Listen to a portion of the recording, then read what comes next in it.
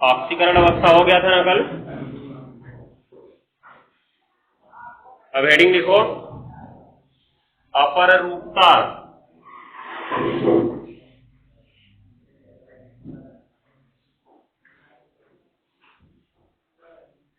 अपररूपता, allotropy,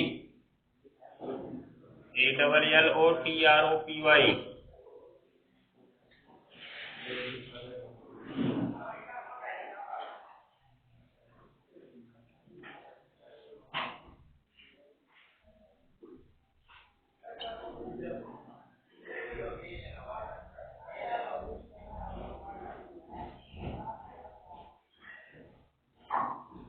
हो गया। अब लिखो इसमें, अभी देखो अपररूपता क्या होती है। अपररूपता क्या होती है? अपररूप और अपररूपता के बारे में क्या जानते हो? कुछ जानते हो?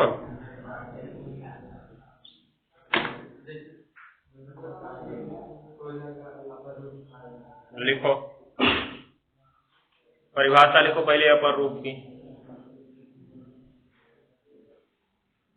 किसी तत्व के वे भिन्न भिन्न रूप, किसी तत्व के वे भिन्न भिन्न रूप,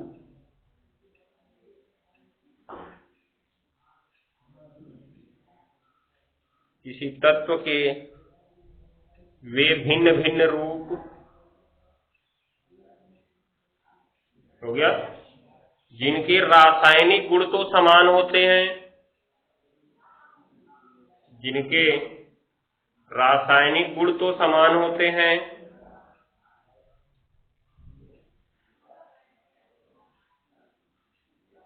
रासायनिक गुण तो समान होते हैं,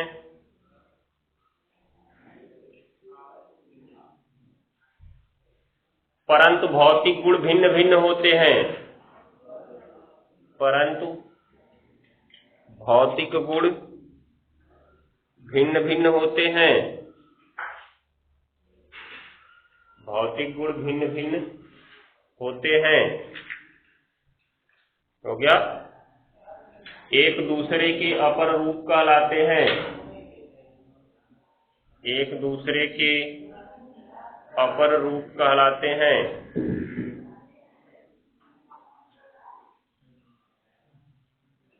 एक दूसरे के अपर रूप कहलाते हैं, तथा तत्वों का यह गुण, तथा तत्वों का यह गुण अपर रूपता कहलाता है,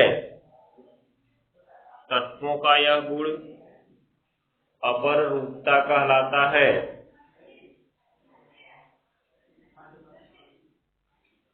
तत्वों का यह गुण अपर रूपता कहलाता है।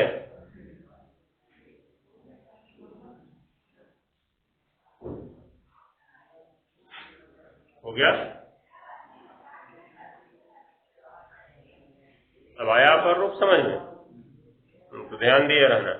अपर रूपों के रासायनिक गुण समान होते हैं, परंतु भौतिक गुण भिन्न भिन्न होते हैं। भौतिक गुण जैसे रंग हो गया, अवस्था हो गई, अपवर्तनांक हो गया, उसके बाद उनकी क्या बोलते हैं क्रिस्टलीय व्यवस्था हो गई, ये सब तुम्हारा भौतिक गुण है, ये अलग अलग होता है। समझ गए? उसके बाद रासायनिक गुण अर्थात कोई रासायनिक क्रिया कराई जाएगी तो सबका एक समान होगा। मतलब कोयला जलाएंगे तब भी CO2 बनेगा, ग्रेफाइट जलाएंगे तब भी CO2 बनेगा, हीरा जलाएंगे तब भी CO2 ही बनेगा। समझ गए? मतलब चाहे कोई भी अपर रूप को जलाओ बनेगा CO2 ही, अर्थात रासायनिक क्रिया में इनकी कोई बदलाव नहीं होगा, क्योंकि रासायनिक क्रिया तभी होती है जब बंध टूट जाते हैं, और जब बंध टूट के परमाणु बन गया तो चाहे कार्बन किसी भी प्रकार से व्यवस्थित रहा हो, जैसे हम लोग जानते हैं हीरे में कार्बन कुछ इस तरह से व्यवस्थित रहता है, जानते हो ना? ये ऐसे ऐसे बढ़ता जाता है इस तरह से त्रिविमीय व्यवस्था। और जबकि ग्रेफाइट का देखोगे तो ग्रेफाइट की जो होती है परती व्यवस्था होती है।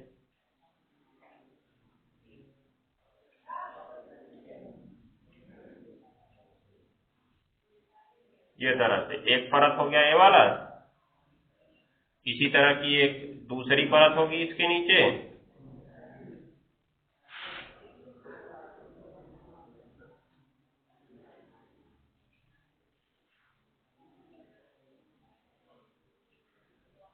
ये ऐसे दूसरी परत होगी, और इनके बीच ये इसके बीच बंध बना होता है, ये इसके बीच ऐसे ऐसे जुड़े होते हैं। ये ग्रेफाइट की व्यवस्था। इसीलिए जब पेंसिल से तुम लिखते हो ना कागज पे, तो यही इसकी परत दर परत छूटती जाती है और उस पे कापी पे चिपकती जाती है। समझ गए? कार्बन का इस तरह से होता है। का हीरे से लिखते हैं तो हीरा भी चिपकता है परत से? नहीं, ये एक साथ ऐसा नहीं होता है।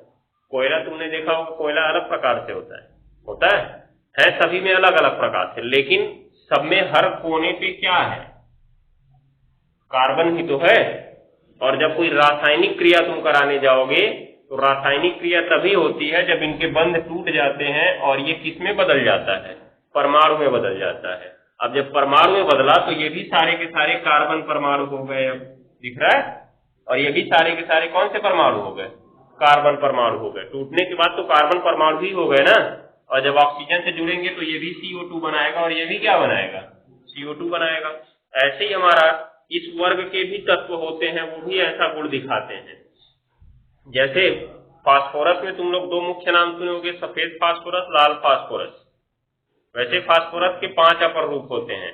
एक तो नाम से ही स्पष्ट हो गया कि दोनों अलग अलग है। एक सफेद फास्फोरस है, एक ये लाल फास्फोरस है। भौतिक गुण अलग है कि नहीं अलग है? रंग इसका अलग है तो भौतिक गुण अलग है।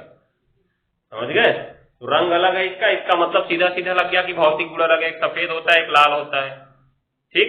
दूसरी स्थिति, ये जब क्रिया करना शुरू करते हैं तो सफेद फास्फोरस तेजी से क्रिया करता है और वो धीरे क्रिया करता है, लेकिन जो सफेद फास्फोरस बनाता है वही लाल फास्फोरस बनाता है। अंतर नहीं है दोनों में। ठीक है ना? इसलिए वो भी दोनों अपर रूप कहलाएंगे। ऐसे ही नाइट्रोजन भी दो अपर रूपों में पाया जाता है। अगर इस वर्ग की हम बात करें तो हम इसके पीछे वाले में चले गए कार्बन में, क्योंकि अपर रूप की चर्चा करते समय हमारे जहन में हमेशा कार्बन ही आता है, क्योंकि कक्षा 8 में कार्बन का अपर रूप पढ़े हो, क्रिस्टली और अक्रिस्टली दोनों। कार्बन दो अपर रूपों में पाया जाता है, एक क्रिस्टली एक अक्रिस्टली। क्रिस्टली में कौन कौन सा था? हीरा, ग्रेफाइट और एक फुलरेंस था। फुलरेंस जो कि नया खोजा गया था। और बाकी अक्रिस्टली में तुम्हारा सुगर चारकोल, जंतु चारकोल, कालिक, लैम ब्लैक सारी चीजें थी ना, तो ये चीज था। अब यहाँ पे हमको प्रत्येक वर्ग में यही गुण पढ़ना है। तो हमारे वर्ग में यहाँ पे कौन कौन से तत्व हैं? नाइट्रोजन, फास्फोरस, आर्सेनिक, एंटीमनी और बिस्मथ। बिस्मथ को छोड़ दो तो सभी कोई ना कोई अपर रूप अवश्य रखते हैं, अर्थात सभी के दो रूप कम से कम अवश्य रहते हैं, याद रखे रहना। और जिनकी रासायनिक गुण समान होते हैं परंतु भौतिक गुण क्या होते हैं? भिन्न होते हैं। तो लिखेंगे इसमें नीचे वर्ग संख्या 15 में, वर्ग संख्या 15 में, वर्ग संख्या 15 में हो गया। वर्ग संख्या 15 में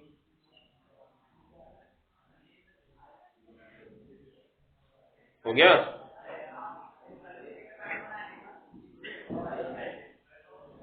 वर्ग संख्या 15 में बिस्मथ को छोड़कर, बिस्मथ को छोड़कर, बिस्मथ को छोड़कर शेष सभी तत्व, शेष सभी तत्व, शेष सभी तत्व, शेष सभी तत्व अपर रूपता प्रदर्शित करते हैं, अपर रूपता प्रदर्शित करते हैं।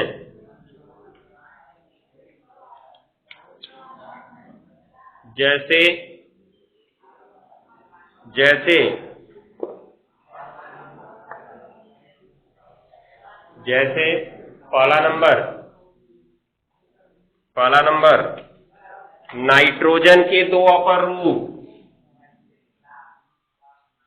नाइट्रोजन के दो अपर रूप,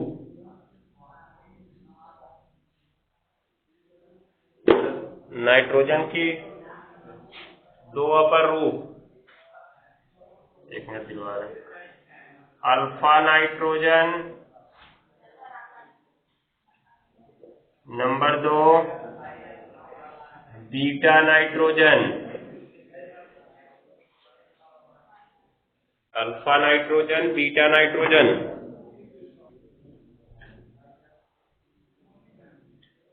हो गया।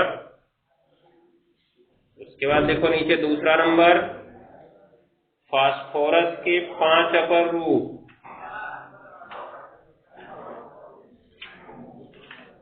फास्फोरस के 5 अपर रूप,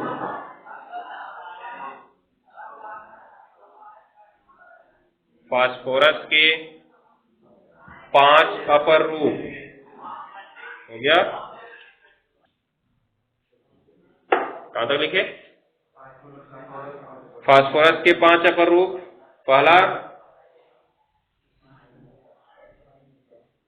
पहला सफेद फास्फोरस, सफेद फास्फोरस, ये वायु में रखने के बाद ऑक्सीकृत होके पीला रंग में चला जाता है, इसलिए इसे पीला फास्फोरस भी कहते हैं। ठीक है ना। दूसरा लाल फास्फोरस, लाल फास्फोरस,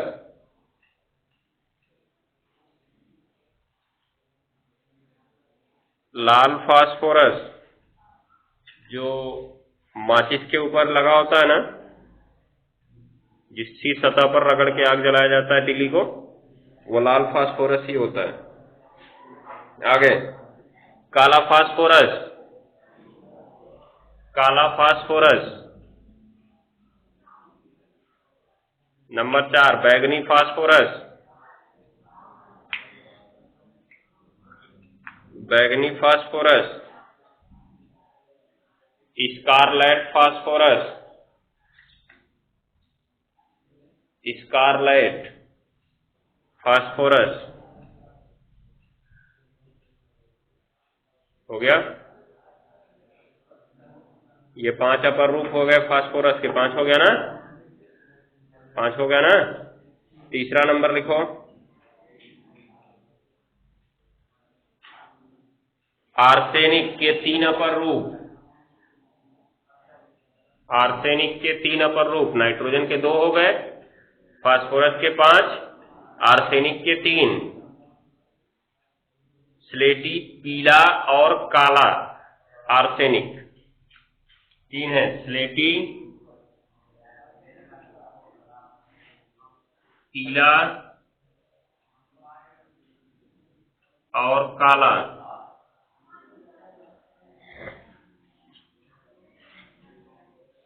स्लेटी, पीला और काला। हो गया। नंबर 4 एंटीमनी, एंटीमनी के 3 अपर रूप, एंटीमनी के 3 अपर रूप। धात्विक, पीला और विस्फोटक, धात्विक, पीला और विस्फोटक।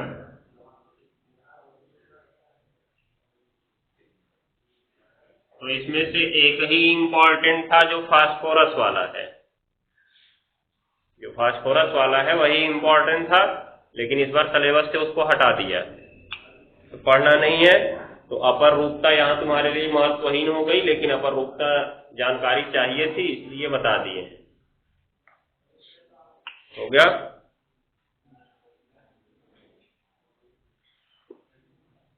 अगला नंबर गुण में लिखो श्रृंखलन का गुण, श्रृंखलन,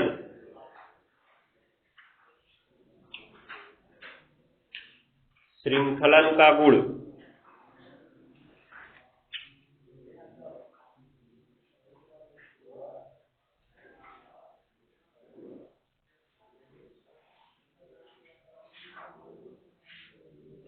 श्रृंखलन का गुण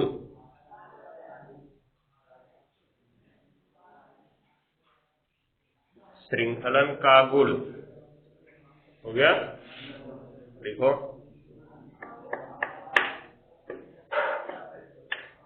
अब श्रृंखलन क्या होता है, तुमने अभी कक्षा 11 में अगर कार्बनिक यौगिकों का यूपीएससी नाम पढ़ा होगा तो उसमें एक चीज पढ़ते हो कि जब गिनती गिनते हो तो उसे क्या नाम देते हो, कि सबसे पहले कार्बन परमाणुओं की सबसे लंबी श्रृंखला चुनते हैं। कार्बन परमाणुओं की सबसे लंबी श्रृंखला चुनते हैं जिसमें द्विबंध, त्रिबंध और प्रतिस्थापित सब आ जाए। तो वहां पे हमने क्या नाम लिया, कार्बन परमाणु की सबसे लंबी श्रृंखला नाम लिए ना। तो कार्बन परमाणु की सबसे लंबी श्रृंखला चुनने का अर्थ क्या था कि जो कार्बन कार्बन इस तरह से जुड़े हुए थे इन्हीं को तो हम गिनती गिनते जाते थे। गिन रहे थे कि नहीं गिन रहे थे? अगर यहाँ पे ऑक्सीजन जुड़ गया था फिर कार्बन जुड़ा था तो क्या आगे हम गिनती गिने थे? नहीं गिने थे, क्योंकि ऑक्सीजन के कारण श्रृंखला टूट गई थी। तो श्रृंखला का अर्थ हम यहाँ पे क्या लगा रहे हैं, ये कार्बन कार्बन के बीच बने बंधी श्रृंखला है ना, ध्यान देना। तो इसका मतलब किसी तत्व का स्वयं से ही सहसंयोजी बंध बनाना श्रृंखलन का गुण कहलाता है, ठीक है ना। और इस प्रकार से प्राप्त होने वाली जो श्रेणी बनती है उसे हम श्रृंखला कहते हैं। क्या कहते हैं? श्रृंखला। तो ये श्रृंखलन का गुण अधातुओं में ही पाया जाता है, क्योंकि धातुएं तो सहसंयोजक बंध बनाती नहीं है, इसलिए धातुओं में सहसंयोजक बंध पाया नहीं जाएगा। धातुओं में तो धात्विक बंध पाया जाता है, ठीक है ना। तो श्रृंखलन का गुण किसमें होता है? अधातुओं में होता है। और सबसे ज्यादा श्रृंखलन का गुण किसमें पाया जाता है? कार्बन में पाया जाता है। इसीलिए तो हम कार्बन का पढ़े, कई सारी श्रृंखलाएं पढ़ लेते हैं, मेथेस, प्रो, ब्यूट, पेंटेक्स, सेप्टॉक, नॉनडेक पढ़े नहीं पढ़े? एक श्रृंखला, दो श्रृंखला, 3, 4, 5, 6, मतलब जितने कार्बन क्या हो उतने कार्बन की बना लेते हो। लेकिन क्या तुम नाइट्रोजन की ऐसे जोड़ के ले जा सकते हो 1000 बार? फास्फोरस को भी ले जा सकते हो? नहीं ले जा सकते हो। सबसे ज्यादा गुण किसमें पाया जाता है? कार्बन में ही पाया जाता है। इनमें भी पाया जाता है, क्योंकि ये N2 बना रहा है। N2 बना रहा है तो N आपस में बंध बनाया कि नहीं बनाया? ये श्रृंखला ही तो हो गई। P4 बनाता है, P4। अब P4 बनाता है तो कई प्रकार से अपना P4 बना लेता है, वो कई प्रकार से संरचना बन जाती है। कभी कभी P8 बन जाता है तो वो भी अपना जुड़ के बना लेता है। देखो सब फास्फोरस के बीच ही बना हुआ है, बनाया कि नहीं बनाया? तो इसे भी हम श्रृंखला ही कहेंगे। अर्थात किसी भी तत्व का स्वयं के साथ सहसंयोजी बंध बनाना कौन सा गुण कहलाता है? श्रृंखलन का गुण कहलाता है। तो लिखेंगे इसमें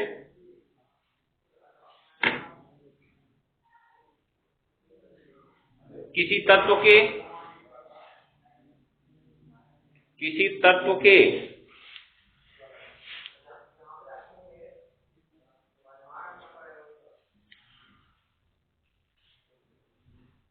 किसी तत्व के हो गया 2 या 2 से अधिक परमाणुओं का, किसी तत्व के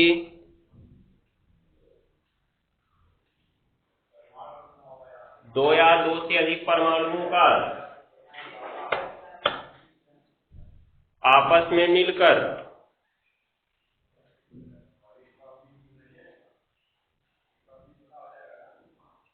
दो या 2 से अधिक परमाणुओं का आपस में मिलकर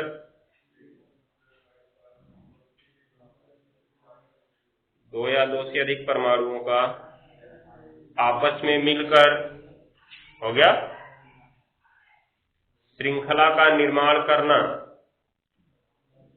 श्रृंखला का निर्माण करना श्रृंखलन कहलाता है। श्रृंखलन कहलाता है। अब जो श्रृंखला बनेगी ना वो खुली भी हो सकती है और बंद भी हो सकती है। जैसे कार्बन वाले में देखो, ये हमने दिखाया तो ये खुली श्रृंखला है, क्योंकि पहला कार्बन अंतिम कार्बन से नहीं जुड़ा है। अगर पहला कार्बन अंतिम कार्बन से जुड़ गया तब तो श्रृंखला बंद हो जाएगी, चक्र बन जाएगा, एक बनेगा ना।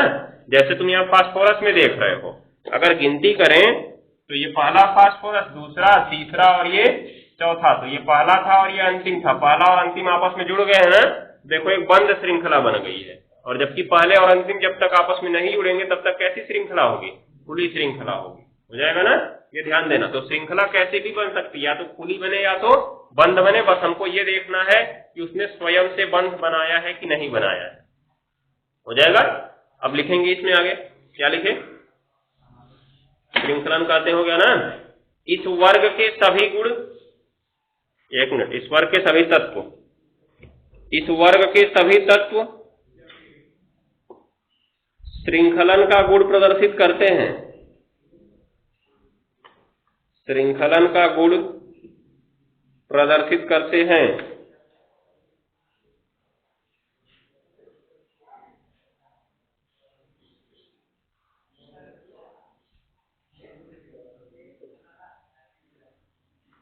हो गया, चलो अब लिखो आगे।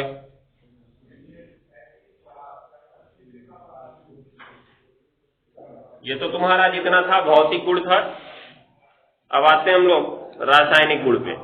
तो लिखेंगे, अगर तुमसे वर्ग संख्या 15 के तत्वों का सामान्य गुणधर्म पूछा गया तो कितना इसमें लिखवा दिए हैं? सबसे पहले लिखवा है तुम्हारा उपस्थिति, लिखवा है उपस्थिति, फिर इलेक्ट्रॉनिक विन्यास लिखवा है इनके बाह्य कोश का, उसके बाद पढ़े इनका परमाणु त्रिज्या, भौतिक अवस्था, भौतिक अवस्था हो गया, परमाणु त्रिज्या हो गया, उसके बाद घनत्व, विद्युत ऋणात्मकता भी लिखवाए, फिर संयोजकता और ऑक्सीकरण अवस्था भी लिखवाए, आयनन विभव भी लिखवाए, आयनन ऊर्जा, तो आयनन विभव या आयनन ऊर्जा भी हो गया, और तुम्हारा इधर आज अपरूपता हो गया और श्रृंखलन हो गया। तो इन सब में से तुम 5-6 तैयार कर लो जो मुख्य हैं। कौन कौन सा? जैसे उधर तुम्हारा भौतिक अवस्था हो गया, उसको तैयार कर लो, हो गया। भौतिक अवस्था के बाद तुम ये परमाणु त्रिज्या तैयार कर लो कि वर्ग में नीचे जाने पे घटती है। उसके बाद तुम्हारा आयनन ऊर्जा तैयार कर लो, विद्युत ऋणात्मकता तैयार कर लो, और ऊपर सबसे पहले इलेक्ट्रॉनिक विन्यास तैयार कर लो इनका, इलेक्ट्रॉनिक विन्यास हो गया ना, और फिर ये संयोजकता ऑक्सीकरण अवस्था हो गया। बस अपर रूपता इनके लिए इंपॉर्टेंट नहीं है। अपर रूपता का इंपॉर्टेंस बस केवल ये कार्बन वाले वर्ग के लिए होता है, अर्थात वर्ग संख्या 14 के लिए होता है, जो कि हमको यहाँ पे पढ़ना नहीं है।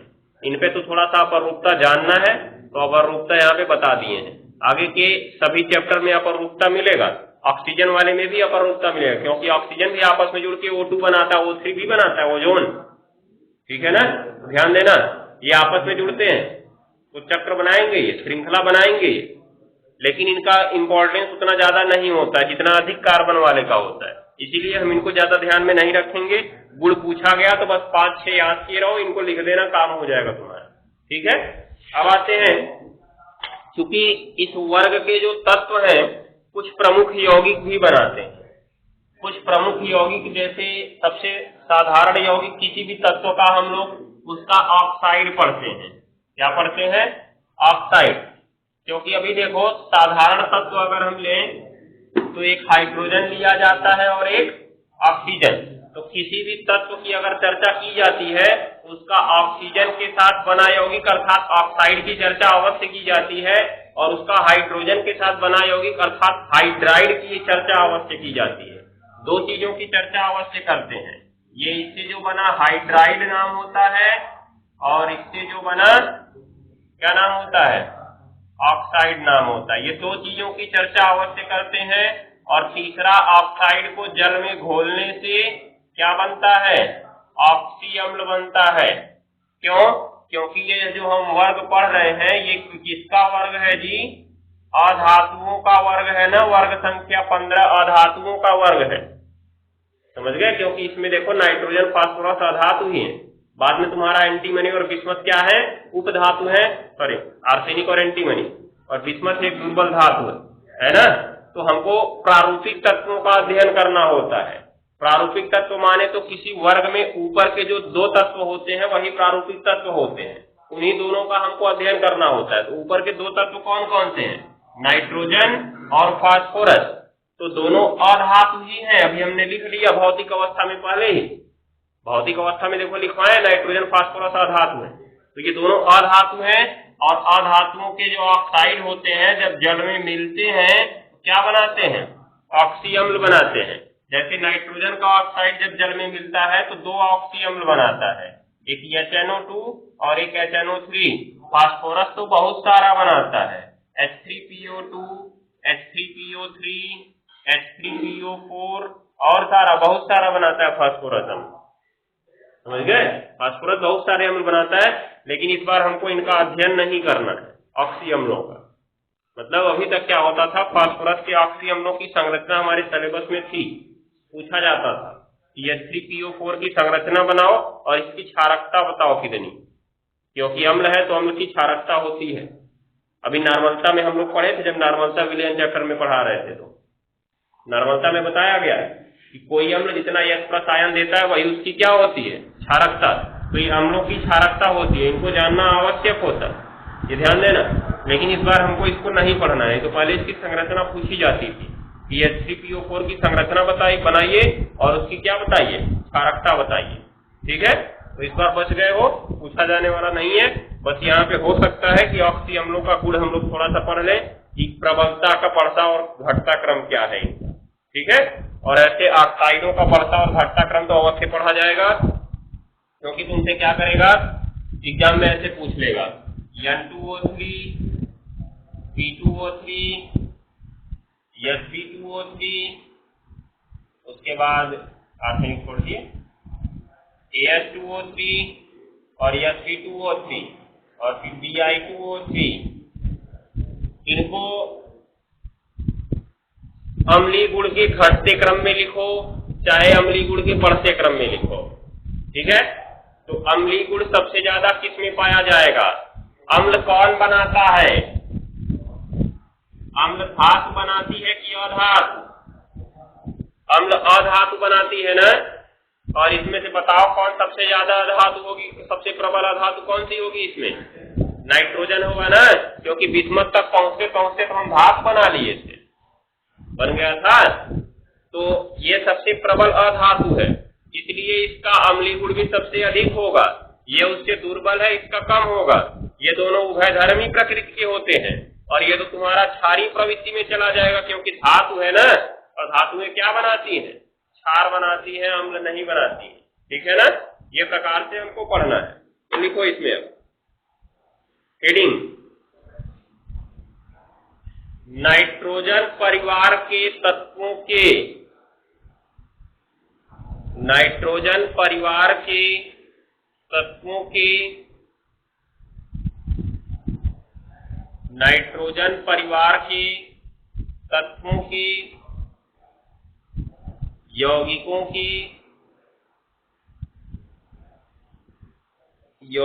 के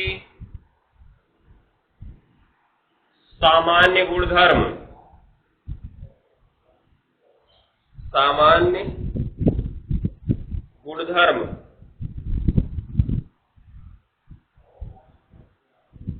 हो गया। तो लिखो पहली हेडिंग, ऑक्साइड और उनके गुणधर्म, ऑक्साइड और उनके गुणधर्म, ऑक्साइड और उनके गुणधर्म हो गया ना। चलो, ऑक्साइड और उनके गुणधर्म, हाँ ऑक्साइड है तो उसका गुण, ऑक्साइड एक रासायनिक यौगिक है ना।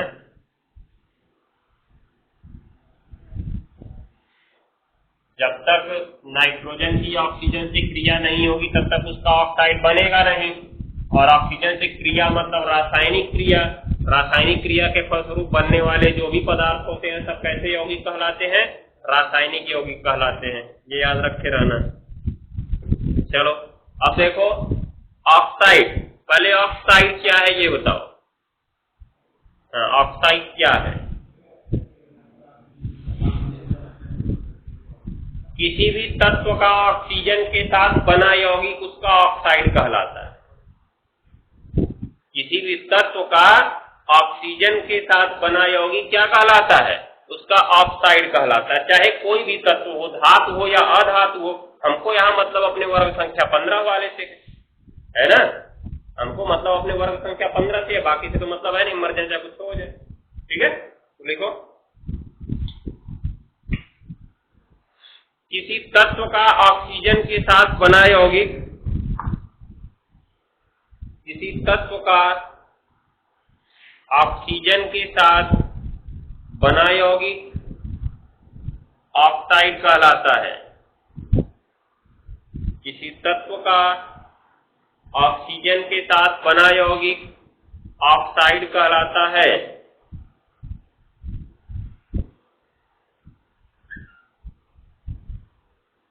किसी तत्व का ऑक्सीजन के साथ बना यौगिक क्या कहलाता है? ऑक्साइड कहलाता है।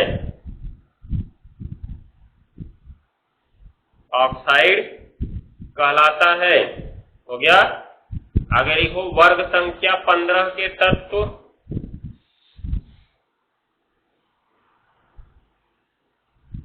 वर्ग संख्या 15 के तत्व कोष्ठक में लिख लेना Bi को छोड़कर,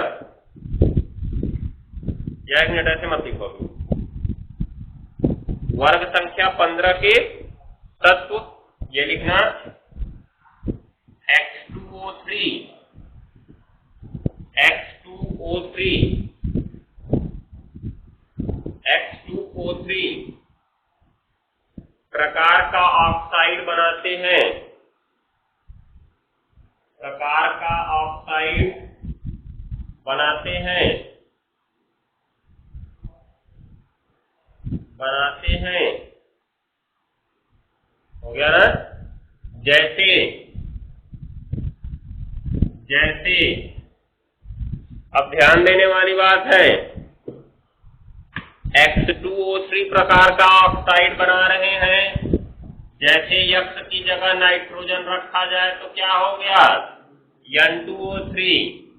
X की जगह अगर फास्फोरस रखा जाए तो P2O3, परंतु ये दो अणु अपने में जोड़ के किस रूप में चला जाता है?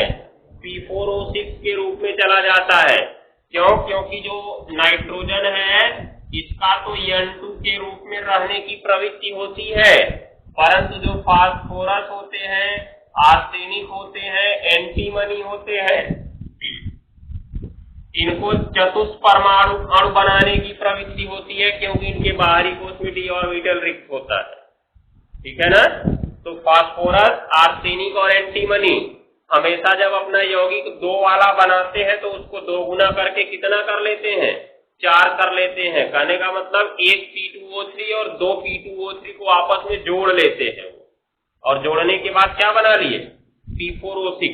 जैसे ये P2O3 और दूसरा P2O3 दोनों को जोड़ दो तो क्या बन जाएगा? P4O6 बन जाएगा कि नहीं बन जाएगा? तो सरलतम रूप में देखा जाए तो ये था क्या? P2O3 ही तो था, इसलिए हम पहले इसको लिखे हैं, ब्रैकेट में इसको लिख दिए कि ये इस रूप में रहता है। ऐसे ही तुम्हारा आर्सेनिक का होगा, होता तो AS2O3 है, परंतु ये भी क्या बना लेता है अपना 2 को जोड़ के? AS4O6। और एंटीमनी इसका भी Sp2O3 होता है, परंतु ये भी क्या बना लेता है? Sp4O6। इसका Bi2O3 ये भी क्या बना लेगा? Bi4O6 बना लेगा। नहीं बनाएगा, बिस्मथ नहीं बनाएगा। बिस्मथ में कौन सा प्रभाव काम करने लगता है? अक्रिय युग्म प्रभाव काम करने लगता है, जिससे उसका यह उत्पोष क्या हो जाता है? अक्रिय हो जाता है। तो ऐसी संभावना इसकी क्या हो जाती है? समाप्त हो जाती है। ठीक है ना। ये चीज को ध्यान में रखना, नोट कर सकते हो सबको। नाइट्रोजन और बिस्मथ ये सिंपल रहते हैं, बाकी ये अपने 2 को जोड़ के चतुष्परमाणु के रूप में चले जाते हैं। हो जाएगा। नोट कर लो इसको जल्दी से।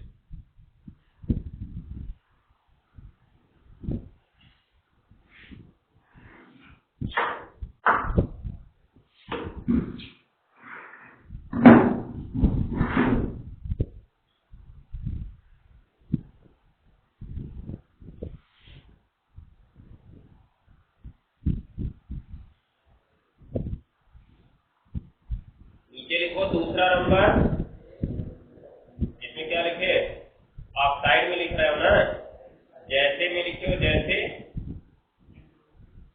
अरे ऑक्साइड कहलाता है, नीचे लिखे हो ना इस वर्ग के सभी तत्व, उसको पहला नंबर बना लो, जहां से लिखे वो इस ऑक्साइड कहलाता है, उसके बाद से पहला नंबर बना लो। अभी दूसरा नंबर लिखो। देखो इनका ऑक्साइड सामान्य रूप से 3 प्रकार का बनता है। कितने प्रकार का? 3। X2O3, फिर X2O4 और X2O5, ठीक है। जबकि बिस्मथ जो होता है केवल यही बनाता है, इसलिए X2O3 को अलग से लिखवाए हैं कि इस वर्ग के सभी तत्व X2O3 प्रकार का ऑक्साइड बनाते हैं। हो गया ना। दूसरा नंबर लिखो, बिस्मथ को छोड़कर शेष सभी तत्व, बिस्मथ को छोड़कर शेष सभी तत्व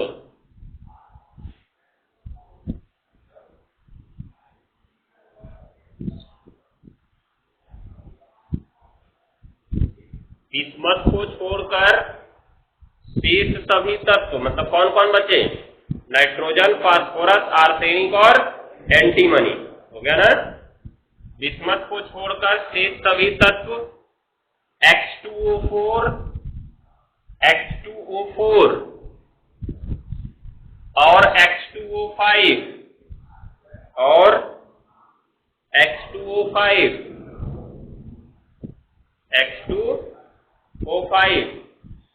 प्रकार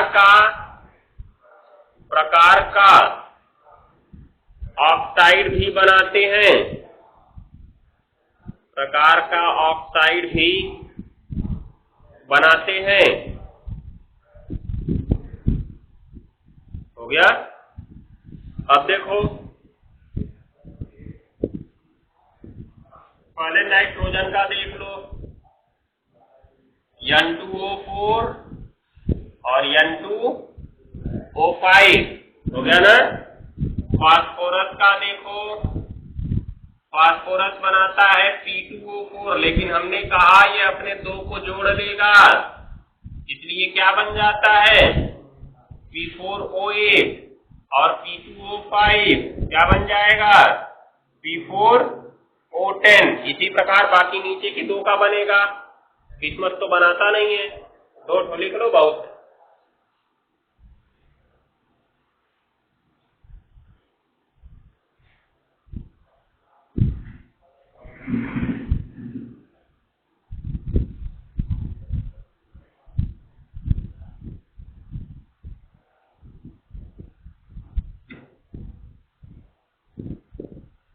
हो गया।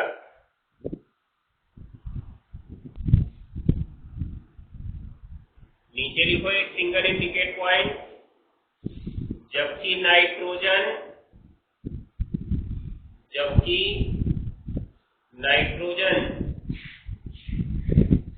हो गया 2 अन्य ऑक्साइड भी बनाता है, जबकि नाइट्रोजन 2 अन्य ऑक्साइड भी बनाता है, जिनकी प्रकृति उदासीन होती है, जिनकी प्रकृति उदासीन होती है।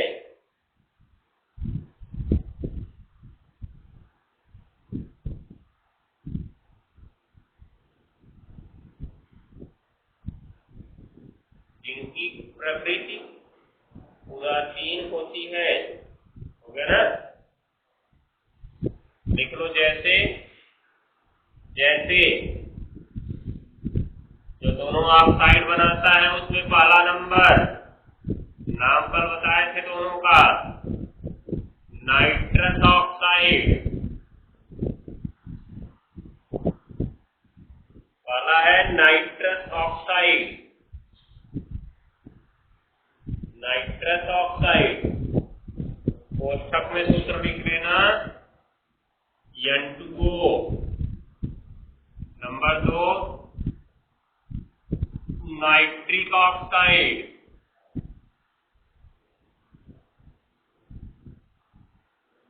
नाइट्रिक ऑक्साइड, इसका होता है NO,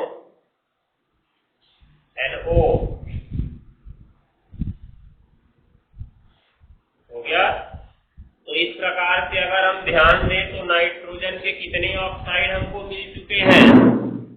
देखो एक पहले वाले में तो N2O3 मिला था, N2O4, N2O5 और उसके बाद N2O और NO मिल गया ना। कितने ऑक्साइड मिल गए? 5 ऑक्साइड इसके मिल गए, दिख रहा है, ये ध्यान में रखे रहना। और फास्फोरस के कितने मिले? 3, 1, 2 और 3। फास्फोरस के दोनों फ्लोरीन बनाता है। आर्सेनिक के भी यही 3 मिले, एंटीमनी के भी यही 3 मिले, जबकि बिस्मथ के केवल एक। कौन सा? ये Bi2O3 वाला।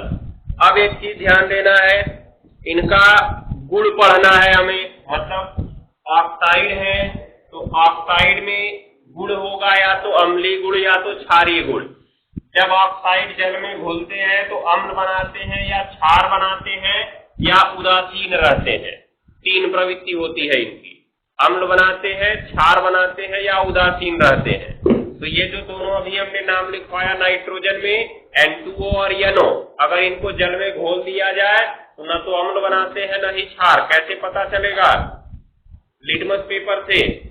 अगर इनको जल में घोल के लिटमस पेपर डाल दिया जाए तो ये लिटमस पेपर को प्रभावित नहीं करते हैं, समझ गए। जबकि ये बाकी के जो 3 इनके ऑक्साइड होते हैं, इनको लिटमस पेपर, ये मतलब इनके विलयन में लिटमस पेपर को डाला जाए तो नीला लिटमस पेपर कैसा हो जाएगा?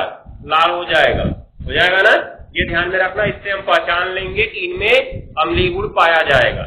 अब अम्लीय गुण किसमें अधिक पाया जाएगा, ये चर्चा हमको करनी है। अगर एक ही तत्व का दे दिया गया, जैसे N2O3, N2O4 और N2O5, यही तो हमारे सामान्य थे ना। और प्रारंभ में 2 जो बना था N2O और NO, ये दोनों तो क्या है? उदासीन है। इन्हीं तीनों में अम्लीय गुण है, तो आगे जाने पे अम्लीय गुण बढ़ेगा, आगे जाने पे अम्लीय गुण बढ़ेगा, ध्यान देना। अब इसको कैसे हम बता सकते हैं? यदि एक ही तत्व का ऑक्साइड है, मान लो हमने तो यहाँ कह दिया 3 लिख दिए, बता दिए बढ़ेगा, लेकिन तुम याद कैसे करो इसको? अगर एक ही तत्व का ऑक्साइड है तो ऑक्सीजन की संख्या बढ़ने पर अम्लीय गुण बढ़ता है। ऑक्सीजन की संख्या बढ़ने पर अम्लीय गुण बढ़ता है। ऐसा क्यों होता है? क्योंकि OH बंध बनाने की प्रवृत्ति बढ़ती है। जैसे जैसे ऑक्सीजन की संख्या बढ़ेगी ना, OH बंधों की संख्या बढ़ने लगती है। जैसे एक एग्जांपल से हम तुमको समझा देते हैं कि ऑक्सीजन की संख्या बढ़ने से OH बंध की संख्या कैसे बढ़ती है। 3 यौगिक ले लो, अभी अपने आप समझ जाओगे। H3PO2, H3PO3, H3PO4, देख रहे हो ना? तीनों में 3-3 हाइड्रोजन है ना। अम्ल हम जानते हैं कौन सा आयन देता है? अम्ल कौन सा आयन देता है? OH माइनस आयन देता है, H प्लस देता है। ठीक, चलो तुम लोग बता दो, वैसे ही मान लेते हैं। गलत होगा तो हमारा दोस्त मत देना। मतलब इतना देर से पूछ रहे लोग, अम्ल में कंफ्यूजन है कौन सा आयन देता है। अरे कहते कम से कम अम्ल का तो याद रखो, H प्लस आयन देता है। चलो देखो, अम्ल H प्लस आयन देता है, हम कहें कि यहाँ पे ये 3H प्लस दे देगा। जैसे तुमने H2SO4 का कैसे पढ़ा है? H2SO4 का किस तरह से पढ़े हो? 2H प्लस पढ़े हो और SO4 पे कितना माइनस पढ़े हो? 2 माइनस पढ़े हो। तुमने क्या देखा? जो हाइड्रोजन दोनों थे वो H प्लस बना के बाहर निकल गए हैं और SO4 पे 2 माइनस अकेले बच गया है, बच गया है ना। तो उस हिसाब से इनमें क्या होना चाहिए? ये 3H प्लस देगा और PO2 पे कितना माइनस बचेगा? 3 माइनस। ये 3H प्लस देगा और PO3 पे कितना माइनस बचेगा? 3 माइनस। ये भी 3H प्लस देगा और PO4 पे कितना माइनस बचेगा? 3 माइनस, तीनों ने हमारे हिसाब से 3H+ दे दिया, तो हम कहेंगे तीनों की क्षारकता 3 है, क्योंकि कोई भी अम्ल जितना H+ आयन देता है वही उसकी क्षारकता होती है। तो तीनों ने हमारे हिसाब से 3 दिया, इसलिए सबकी क्षारकता 3 है, तो कोई परेशानी नहीं है, सब ठीक है, प्रबल है सब, समझ गए। लेकिन अगर वास्तव में देखा जाए तो ऑक्सी अम्लों का एक गुण तुम्हें याद रखना होगा, ऑक्सी अम्ल अपना वही हाइड्रोजन H+ के रूप में देते हैं जो ऑक्सीजन के साथ जुड़ा होता है। किसके साथ जुड़ा होता है? ऑक्सीजन के साथ जुड़ा होता है। अब तनिक ध्यान से समझो, ये गलत है जो हमने लिखा अभी, ये तो हमने तुम्हारा H2SO4 की तरह देख के लिख दिया था ना, लेकिन वास्तव में ऐसा नहीं होता है। जो ऑक्सीजन से हाइड्रोजन जुड़ा होगा वही बाहर निकलेगा, समझ गए। अर्थात इन तीनों हाइड्रोजन में से वही हाइड्रोजन बाहर निकल सकता है जो किससे जुड़ा होगा? ऑक्सीजन से जुड़ा होगा। अब तनिक ध्यान से सोच लो, इसमें 2 ही ऑक्सीजन है, तो 3 हाइड्रोजन उससे कैसे जुड़ सकते हैं? जुड़ सकते हैं क्या? नहीं जुड़ सकते हैं, इसलिए कभी ये तीनों अपना त्यागेगा ही नहीं। ठीक। दूसरी स्थिति, हम यौगिक की संरचना बनाए तो समझ जाएंगे। फास्फोरस बनाता है 5 बंध, ये याद रखना। कितना बनाता है? 5। तो अब होगा क्या? फास्फोरस पहले लिखो, 2 ऑक्सीजन है, दोनों ऑक्सीजन को जोड़ दो। अभी कितना बंध हुआ फास्फोरस का? 4 ही हुआ ना। एक हाइड्रोजन जोड़ दिए तो कितना हो गया? 5। लेकिन अभी 2 हाइड्रोजन हमने एक्स्ट्रा छोड़ दिया है, छोड़े हैं कि नहीं छोड़े? वो दोनों बीच में ला के कहीं जोड़ना होगा। फास्फोरस ने तो 5 बना लिया, अब उससे जुड़ ही नहीं सकता है। ऑक्सीजन ने भी 2 बना लिया, नहीं जुड़ सकता है। अब अगर इसमें जोड़ना चाहते हो तो बंध कम करना पड़ेगा, कम करना होगा। इस स्थिति में हम यहाँ से एक बंध मिटा देंगे और इससे क्या जोड़ देंगे? हाइड्रोजन को जोड़ देंगे, और बाकी का भी एक हाइड्रोजन और बचा है ना, इसको मिटाने से देखो फास्फोरस का भी एक कम हो गया, देख रहे हो? तो एक हाइड्रोजन उससे जुड़ जाएगा, ये तो और बदल गया। तुम देख रहे हो हाइड्रोजन तो थे 3 इसके पास, लेकिन इसमें से कितना हाइड्रोजन ऑक्सीजन से जुड़ा हुआ है? एक ही जुड़ा हुआ है ना। इसका मतलब केवल एक ही H+ बाहर निकलेगा, केवल एक ही H+ बाहर निकलेगा, बाकी के 2 H बाहर नहीं निकलेंगे। अर्थात इसकी क्षारकता क्या होगी? क्षारकता क्या होगी? 1 होगी।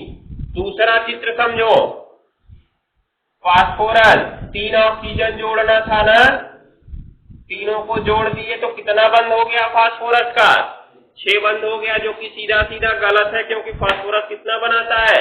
5 बनाता है। तो एक तो हमको पहले से मिटा देना होगा, तो ऑक्सीजन का एक कम हो गया, इसलिए हमने उसको किससे पूरा कर दिया?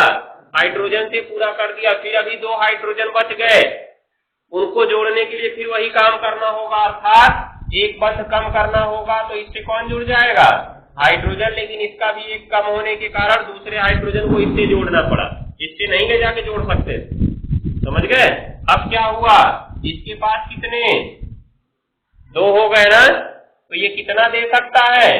2 ठो दे सकता है। इसकी क्षारकता 2 हो गई। बताओ कौन प्रबल हो गया दोनों में?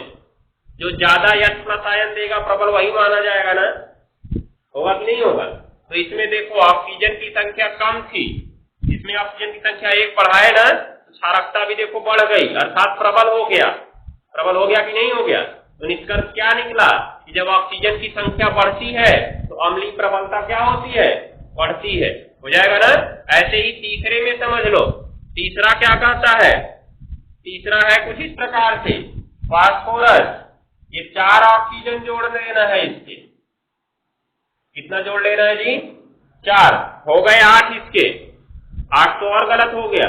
हमको करना कितना है? 5। एक मिटाओ तो एक हाइड्रोजन जुड़ जाएगा इससे।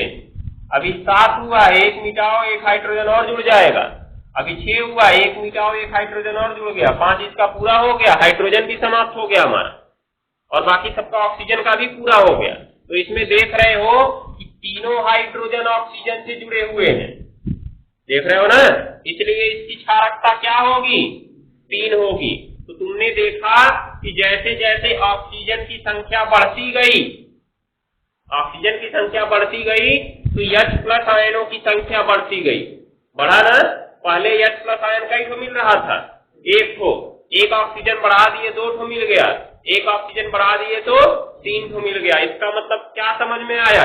तत्व तो एक ही था फास्फोरस, दिखाई दे रहा है ना। तो अगर एक ही तत्व का अम्ल लें चाहे ऑक्साइड लें, चाहे अम्ल लिया जाए चाहे ऑक्साइड, तो उसमें क्या होगा? ऑक्सीजन की संख्या बढ़ने के साथ अम्लीय गुण क्या हो जाएगा? बढ़ जाएगा, हो जाएगा ना। ये चीज को याद रखना है, हो जाएगा। तो वैसे ही हमको बताना है सबके लिए कि अगर नाइट्रोजन वाले ऑक्साइड की चर्चा करें तो ये 2 तो उदासीन है, इनको नहीं पूछना है हमको। बाकी के जो 3 है इनमें अम्लीय गुण है। अब किसमें ज्यादा प्रबल होगा? जिसमें ऑक्सीजन की संख्या अधिक होगी। किसमें अधिक है? N2O5 में। तो सबसे प्रबल अम्लीय यही होता है। और इन तीनों में दुर्बल कौन होता है? N2O3। N2O3 जानते हो क्या बनाता है? HNO2 बनाता है। क्या बनाता है जी? HNO2। ये अस्थायी प्रकृति का होता है, अस्थायी प्रकृति का। और ये जो N2O5 है ये बनाता है HNO3। नाइट्रिक अम्ल तुमने कक्षा 8 में ही पढ़ रखा है। नाइट्रिक अम्ल एक खनिज अम्ल है अर्थात प्रबल अम्ल है। पढ़े हो कि नहीं पढ़े हो? नाइट्रिक अम्ल को हम H2SO4 और HCl के साथ प्रबल अम्ल के उदाहरण में पढ़े हैं, समझ गए? याद रखे रहना। और अभी शायद यहाँ पे जब विद्युत अपघट्य पढ़ा रहे थे विद्युत रसायन में, तो प्रबल विद्युत अपघट्य की परिभाषा में प्रबल अम्ल में भी इसको लिखवाया गया, ठीक है ना। ये प्रबल अम्ल है और जबकि ये दुर्बल है, अस्थायी है। देख रहे हो, अस्थायी ही नहीं है तो दुर्बल ही तो माना जाएगा इसको, तो याद रखे रहना। तो जैसे जैसे ऑक्सीजन की संख्या बढ़ाएंगे इनकी प्रबलता क्या होती जाती है? बढ़ती जाती है, हो जाएगा। तो बस ये सभी लिख लीजिए। नीचे एक इंडिकेट पॉइंट लिख लो, इंडिकेट पॉइंट, इंडिकेट पॉइंट लिखना है। एक ही तत्व के ऑक्साइडों में या एक ही तत्व के ऑक्साइड में, एक ही तत्व के ऑक्साइड में ऑक्सीजन की संख्या बढ़ने पर, ऑक्सीजन की संख्या बढ़ने पर, ऑक्सीजन की संख्या बढ़ने पर हो गया, उसका अम्लीय गुण बढ़ता जाता है, उसका अम्लीय गुण बढ़ता जाता है, उसका अम्लीय गुण बढ़ता जाता है। जैसे जैसे नाइट्रोजन की ऑक्साइड में अम्लीय गुण का बढ़ता क्रम, जैसे नाइट्रोजन की ऑक्साइड में अम्लीय गुण का बढ़ता क्रम,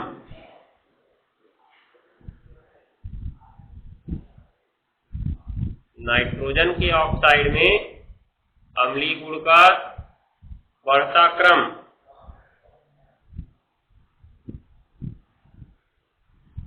हो गया ना।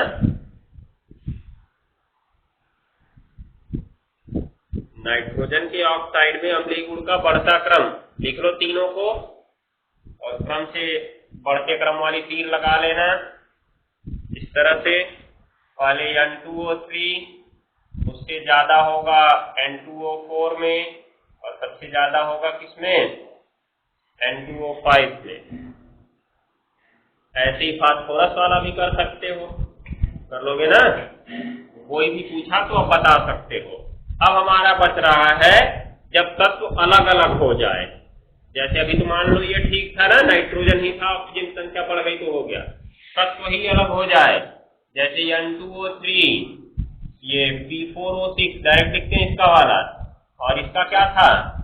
Sp4O6, और फिर ये नहीं उल्टा लिखे क्या, AS4O6, फिर Sb4O6 और Bi2O3। अगर इनका क्रम पूछ दे तब क्या होगा?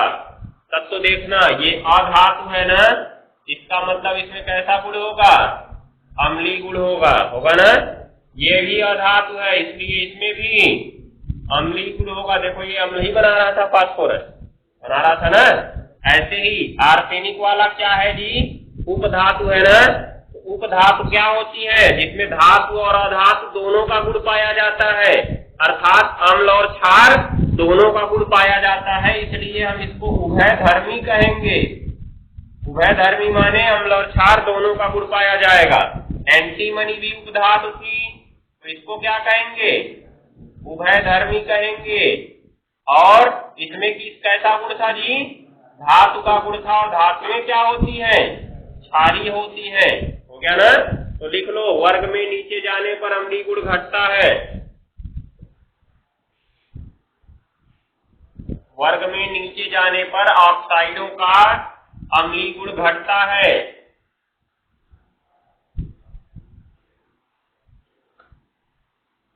वर्ग में नीचे जाने पर ऑक्साइडों का अम्लीय गुण घटता है। ये इसी वर्ग की कहानी नहीं है, सभी वर्गों की कहानी होगी, याद रखे रहना। समझ गए। क्रम से इनको लिख लो, ये इसके सामने लिख देना, N2O3 के सामने। हाँ ठीक है, अम्लीय यही रहने दो, हो जाएगा ना। लिख लेना, बाकी चीजें अब कल होंगी। अब कल हाइड्राइड बता देंगे, फिर यौगिक शुरू करेंगे इसका।